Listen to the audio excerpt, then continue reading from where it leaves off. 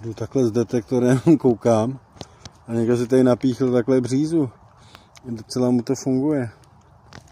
No. Bude to mít plný. Ale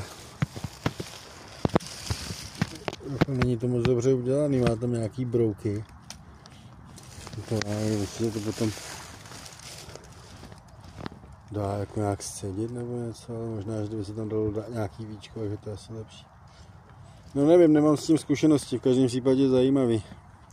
Jo, takhle asi vyvrtá vrtačkou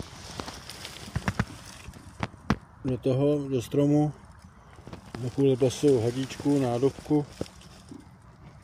No, a hotovo. No je to prý zdravý. Ale máte s tím někdo nějaký zkušenosti? Dejte vědět schválně do komentářů. Čau, vejme. Čej, Vigers.